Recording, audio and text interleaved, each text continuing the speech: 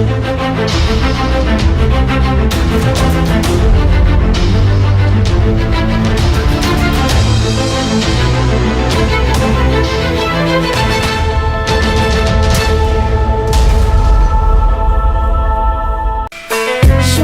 give me one more chance. Shorty, rock, give me one more chance. Shorty, give me one more chance. Shorty, rock, give me one more chance.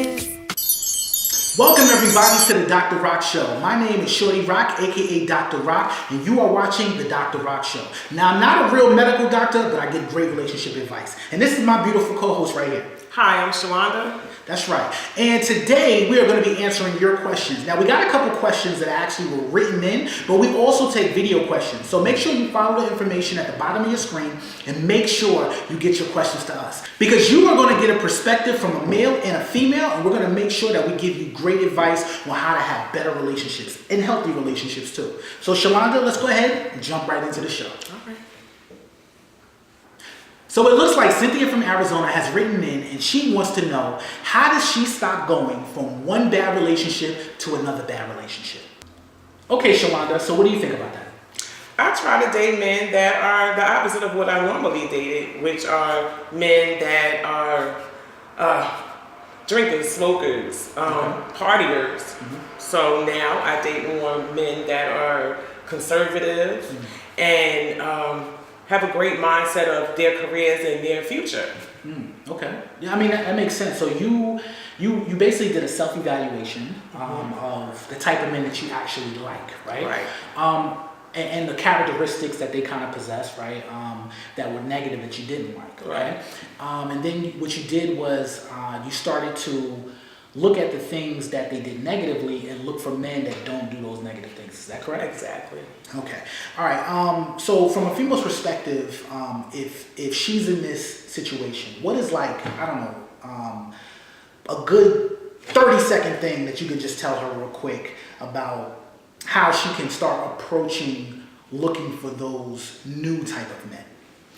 Okay. Well, I normally, what I do is pick topics, things that I'm interested in, things that I would like for my partner to know about. And mostly it's like motivation or just a good-hearted person, a kind person. Look for stuff like that, not someone that's going to tell you something negative or lure you in the wrong direction. Yeah, it definitely makes sense. Now, for me personally, in this particular situation, because I feel like a lot of women go through this, right? So they have a huge breakup with a person that they've been in a relationship for a very long time, where the relationship was probably negative, maybe unhealthy, maybe unstable, maybe even sometimes a little violent, right? And then what happens is they have a brief moment of being single, right? But then all of a sudden they're back in a relationship and it's bad all over again, right? Yeah. Okay, so one of the things that I think that all women can do and make a common practice of is whenever you are out of a relationship, right? And you're in that single mode, okay? You have to learn about yourself. Exactly. Okay? Exactly. Because sometimes I feel that women are so prepared for the bad relationship. And what I mean by that is comfortability. Right. You know what I'm saying? Like, you've been in so many different bad relationships that you know when it's not going to be good. And when I say not going to be good, I mean, like, you know when he starts to lie. You know when the patterns start to switch up. You know when, okay. This is your typical guy that you like to be with. You know, okay, once again, he doesn't have any money.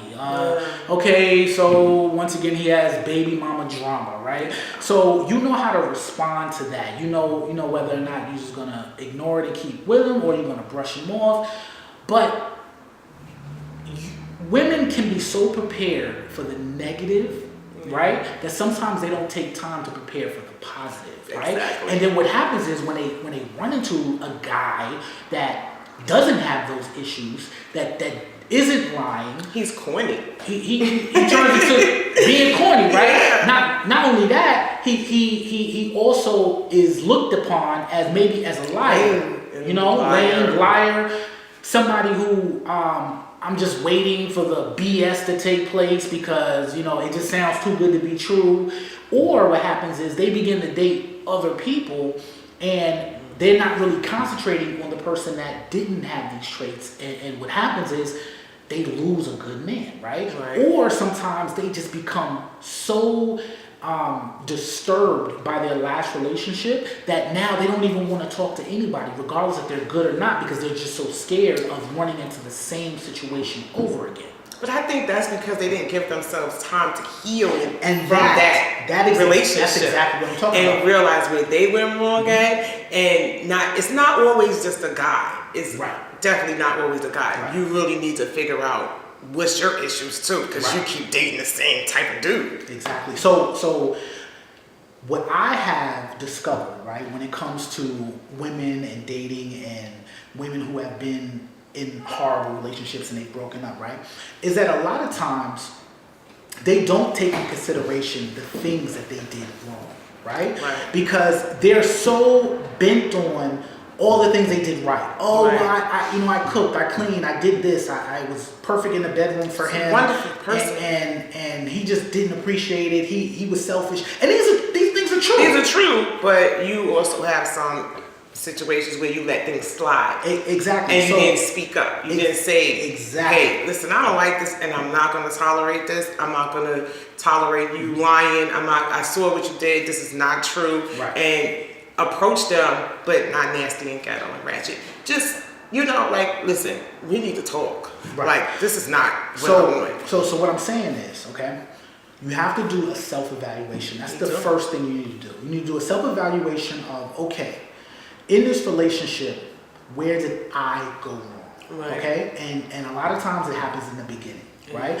And when you do that self-evaluation, you have to start to evaluate what type of man am I attracted to?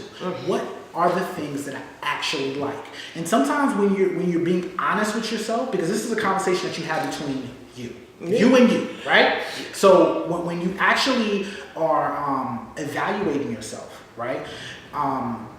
You want to be as honest as possible with yourself. Okay, you want to say, okay, there might be certain things that I like or I'm attracted to when it comes to a particular guy that may not be healthy. Right? The second thing you have to do is you have to do an evaluation on the type of men that you attract. Okay? And when I say do an evaluation on the type of men you attract, I'm talking about, okay, if you are a type of person who does not like someone who gets drunk, right?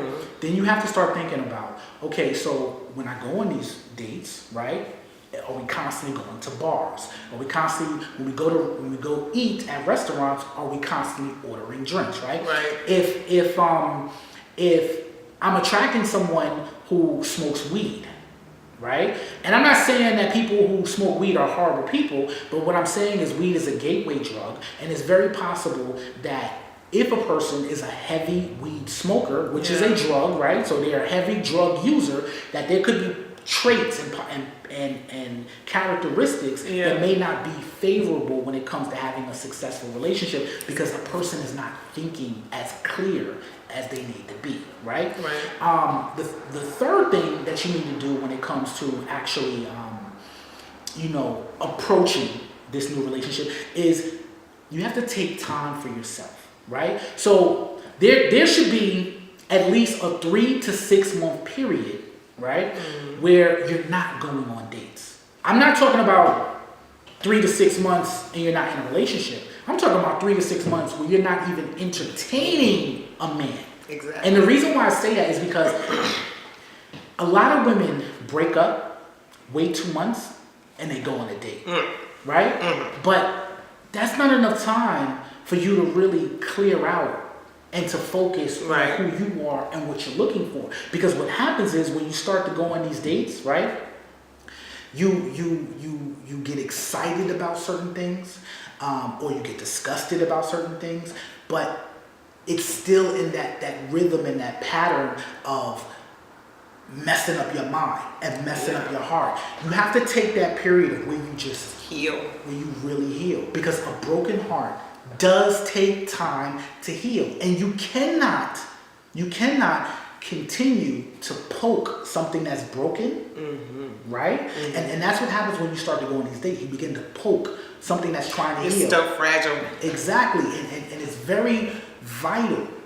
It's very like let's just think about when you break an arm or you break a leg or something like that, right? So what's the first thing they do? They put a cast on it, right? And the reason why they put this hard layer around it is so that nothing touches it, right? Yes. So that nothing can push it. So because as the bone is trying to heal, you don't want it to get pushed to the left a little bit or pushed to the right a little bit. You don't want it to you want it to sit. Right. You want it to be left alone. Right. So it can properly heal. Right. So you won't be an angry, bitter woman. Exactly. The next thing you need to do is actually think about what are the type of things that you like. Right. Right. What are your hobbies? What are your interests? What are your goals? Right? And the reason why I say that is because a lot of times, depending on how long the relationship is, if it was a bad relationship, like a truly bad relationship, right? I'm not talking about he kept leaving the toilet seat up, right? I'm talking about women we know, right? There's a such thing as being in a relationship where it damaged you, it broke you, right? And in that period, sometimes women and men lose themselves, right? And when I say you lose yourselves, I mean you lose your goals, you lose your focus, you lose who you are as a person. Attention all Android users, the Khaliseum app is now officially in the Android Google Play Store. So make sure you go ahead and download the Khaliseum. To get there very quickly, make sure you type in www.khaliseum.com. That's khaliseum.com. Now, just to let you know a little bit about the Khaliseum, when you download the Khaliseum, you actually get a full subscription to GDE magazine, a full subscription to GYB magazine, and then you get to watch a host of various different shows, including the Dr. Rock Show, the Girls Night Out Show, as well as many, many other shows. Also, you get exclusive content to many GDE original movies and films. So make sure you visit your Google Play Store right now and download the Khaliseum. So you simply lose yourself, right? So in the period, and this is why I say that it has to be at least 3 to 6 months before you even go on a date, okay? Because you have to learn who you are again, right? Exactly. And you have to be able to be comfortable in being by yourself. Because when you start to add people to that equation, you could start to mess up the healing process. Right. So what I'm saying is, do something by yourself. Go to the movies. Find yourself. Go take up a hobby. Go paint. Go take a trip where it's just you. Or it's you and some healthy people, which is your friends, right? Right. Stay away from the whole relationship thing for 3 to 6 months. Begin to discover, you know what? I don't like certain things. You know what? I'm not a smoker and I really don't like smoke. So maybe my next relationship, he shouldn't be a smoker. Yeah. Or you know what? I'm not really a heavy drinker, or I only drink when, we're at a party or socially. I don't really want to drink every day. I've learned that about myself. So you know what? Maybe my next partner should feel the same way too, right? I like to go to church. I'm very active in my church. It's something that is a part of who I am. So maybe my next relationship, he should be also into church. Or maybe he should be someone who understands that this is something I like to do, right? So that's you discovering who you are, okay? The next thing that you should do is actually take it slow, all right? Now, a lot of times when women get into relationships, and I'm saying women because we're being specific in addressing Cynthia's question, right? But to be honest with you, this goes for men too, right? Sometimes we feel that to get over a relationship, we have to be in a relationship, right? But no, okay.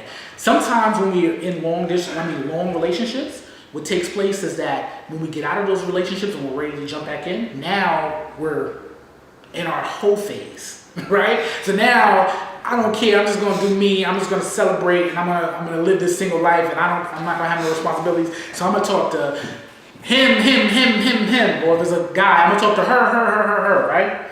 And what happens is you dealing with all these different personalities, and you're just jumping back in the water, right? Mm-hmm. But if you had a traumatizing experience swimming, jumping in the deep end may not necessarily be the best thing for you. So what you want to do is you want to take it slow. Okay, you want to take your time with one particular person. Okay, that means get on the phone with them, talk to them, conversate with them, right? And then go back over your self-evaluation. Go back over the things that you like and the things that you don't like in a person, and begin to evaluate when you're having these different conversations with people, who out of these guys or who out of these women are fitting the type of man or woman that you want now, the new you. Right? Who is able to match up with these characteristics that you have discovered about yourself, right?